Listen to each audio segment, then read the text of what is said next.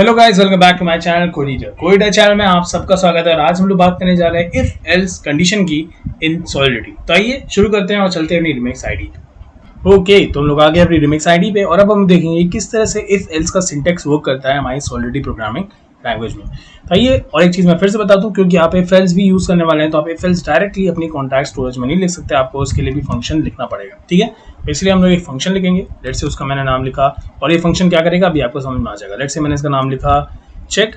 हम लोग एक वैल्यू चेक करने वाले हैं और इसके अंदर हम लोग पास करेंगे एक पर्टिकुलर इंटीजर। लेट्स से उसका नाम है ए और इसको बना देते हैं पब्लिक।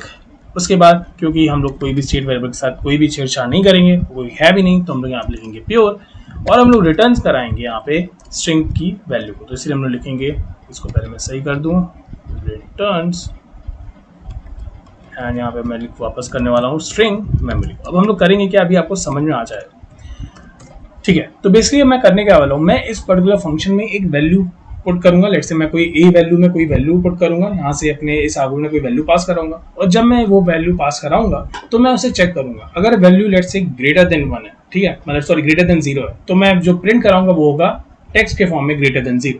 अगर वो लेस देन 0 है तो मैं प्रिंट कराऊंगा लेस देन 0। अगर वो इक्वल टू 0 मतलब हमारे ए की वैल्यू इक्वल टू 0 है तो मैं प्रिंट कराऊंगा इज इक्वल टू 0 या फिर 0।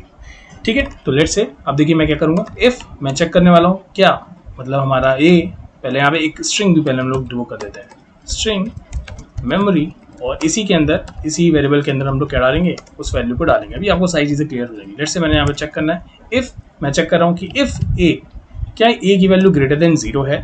अगर ऐसा है तो हम क्या करेंगे, अपनी वैल्यू में पुट कर देंगे ग्रेटर देन 0। ओके, और इसको हम लोगों ने किया सेमीकोलन।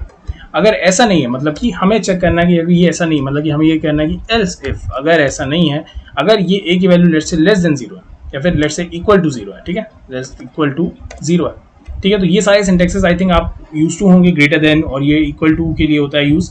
और इसी में हम लोग अब क्या लिखेंगे, यहाँ पे लिखेंगे वैल्यू, इसके बाद हम लिखेंगे let's say equal to 0, right, equal to 0।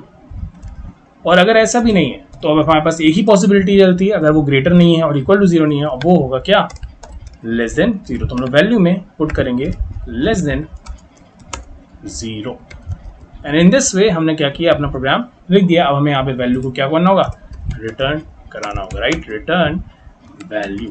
ठीक है, तो हमने यहाँ पे एक तरह से एक गेट फंक्शन बना दिया है।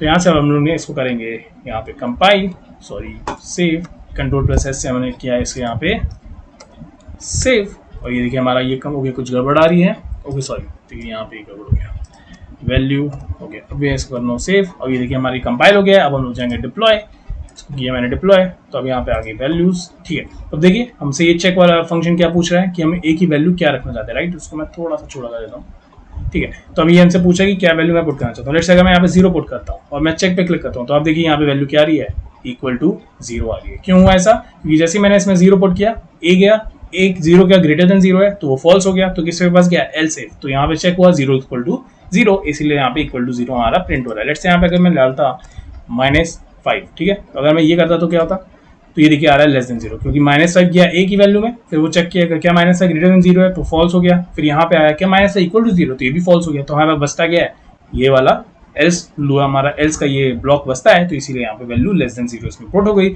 और हमें ये रिटर्न हो गई। तो आई होप आपको ये चीज़ समझ में आ गई किस तरह से इफ एल्स का यूज़ करते हैं हम लोग अपनी सॉलिडिटी प्रोग्रामिंग लैंग्वेज में। आई होप आपको वीडियो अच्छा लगा होगा। अगर आपको वीडियो अच्छा लगा है तो प्लीज़ इसे लाइक करिएगा और मेरे चैनल को सब्सक्राइब करिएगा। आने वाले टाइम में मैं नए कोर्सेज अपलोड करूंगा। अगर आपके मन में कोई डाउट भी आता है तो प्लीज़ इसे कमेंट करिएगा, मैं डेफिनेटली उसको सॉल्व करने की पूरी कोशिश करूंगा। तब तक के लिए बाय बाय।